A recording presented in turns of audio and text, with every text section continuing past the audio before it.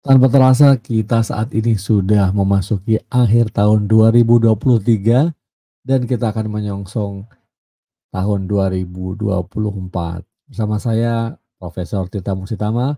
Selamat datang di channel Tirta Musitama yang kita membahas tentang tips sukses belajar di perguruan tinggi. Tentunya khususnya buat kalian yang sedang mengerjakan skripsi, tesis, bahkan disertasi. Nah, kali ini kita akan membahas tentang review skripsi tahun 2023. Nah, namun sebelumnya saya ingin mengucapkan terima kasih banyak ya atas kontribusi semua subscriber. Channel ini berkembang hingga di akhir 2023 menjadi 72.000 subscriber. Tentu saya terus mohon dukungan agar di tahun depan kita sama-sama bisa mencapai 100.000 subscriber. Baik, terima kasih banyak. Nah, kita akan membahas tentang bagaimana mereview skripsi kita, ya skripsi yang teman-teman lakukan, teman-teman kerjakan di tahun 2023, tentu dengan harapan untuk bisa meraih sarjana di 2024 nanti. Nah, ada 3 hal dan, kalau kalian semua stick sampai akhir, saya akan memberikan tips-tips yang insya Allah bermanfaat buat teman-teman semua. Langsung saja, tahapan yang pertama adalah bagaimana kamu tahu di tahapan apa skripsi kamu saat ini? Atau di tahapan apa tesis kamu? Tahapan apa disertasi dari Bapak Ibu semuanya? Misalnya saat ini masih di tahap pra proposal, artinya proposalnya belum selesai atau bahkan masih seminar-seminar. Nah, di situ bisa dipahami, dicek lagi. Jangan merasa sudah mengerjakan skripsi padahal pra proposal saja belum atau proposal saja belum. Atau juga, eee, apa namanya, sudah melakukan penelitian. Nah, padahal belum juga proposal disetujui. Jadi seringkali ini kalian lupa ya, di mana tahapannya gitu.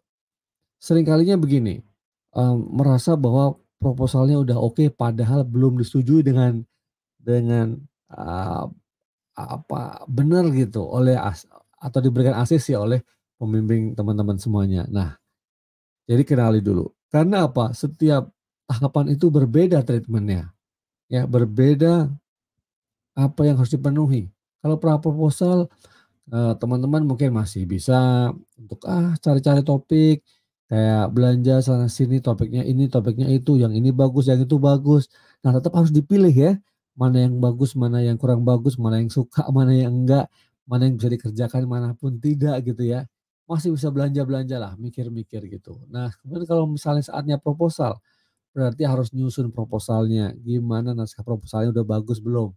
Layaknya proposal itu kan bab 1 sampai bab 3 gitu ya, ada pendahuluannya, kemudian ada permasalahan, ada pertanyaan penelitian, ya ada teorinya, literatur review gitu ya, metodenya. Nah, ini sampai mana proposalnya itu? Atau sudah dikatakan bahwa proposalnya oke dan sudah boleh dilakukan penelitian. Nah, di mana itu titik-titik yang, sedang dilakukan oleh teman-teman semuanya. Hingga persis sama apakah juga sudah sampai pada tahap selesai penelitiannya sehingga mau ujian atau bahkan di tahap revisi skripsi ya, harus tahu itu semuanya. Nah, sekarang yang kedua adalah dari setiap tahapan itu dilakukan evaluasi pencapaian dan targetnya. Bandingkan antara pencapaian yang saat ini teman-teman, dapatkan atau teman-teman capai dengan targetnya.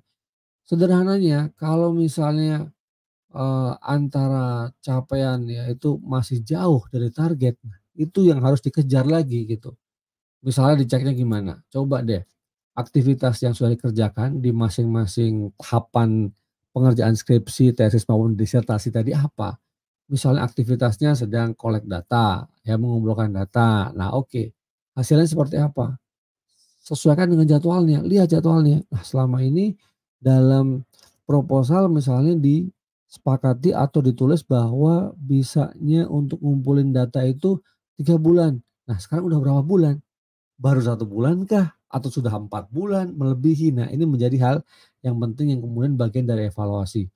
Demikian halnya dengan aktivitas yang lain, ya kan.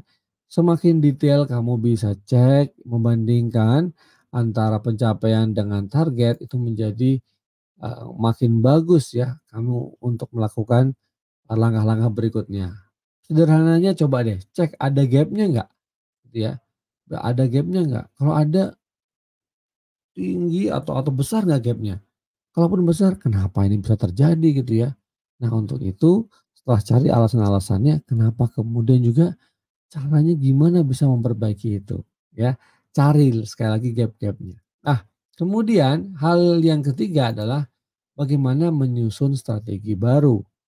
Nah yang sudah dikerjakan sesuai dengan timetable gitu ya di tahun 2023, sesuai dengan aktivitasnya, sesuai dengan kemudian capaiannya, ada jadwal baru. Nah kemudian setelah melakukan evaluasi tadi tentu harus ada cara gimana mencapai, dengan strategi baru agar targetnya di tahun 2024 bisa jadi lulus sarjana, lulus lulus tesisnya, lulus magister, bahkan lulus sebagai seorang doktor ya dengan karya disertasinya.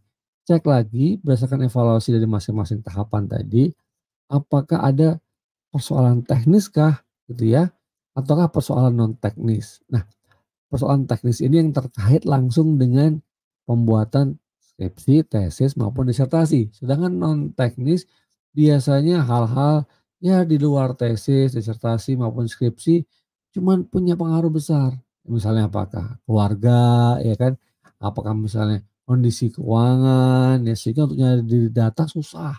Atau juga misalnya nih hubungan dengan pembimbing. Nah ini termasuk apa ya, saya mengkategorikan non teknis ya karena, sebenarnya teknis itu berkaitan langsung dengan skripsinya gitu ya. Nah tapi itu kita tidak untuk memperdebatkan itu, tapi maksudnya cari gitu ya.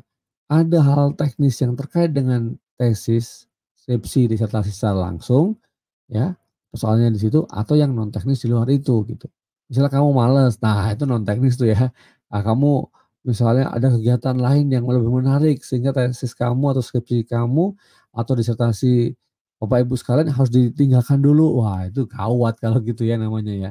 Nah harus dicari hasil evaluasi itu kemudian apa salahnya, apa kurangnya, gapnya seperti apa, kemudian caranya gimana kemudian bisa membuat satu strategi baru sehingga di 2024 itu tidak terjadi lagi. Untuk itu key point-nya ya, key point-nya adalah bagaimana melakukan secara disiplin, ya melakukan secara konsisten dan juga persisten ya.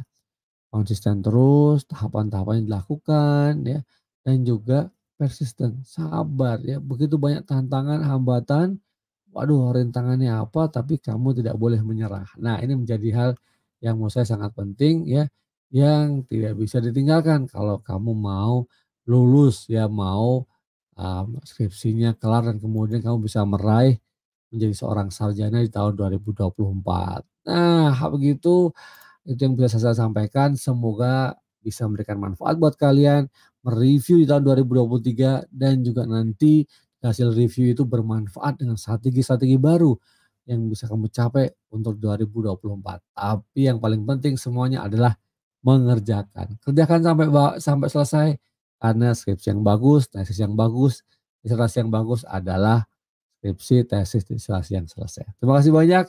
Jangan lupa lihat video-video saya yang lain ya. Dan saya mengucapkan selamat tahun baru 2024.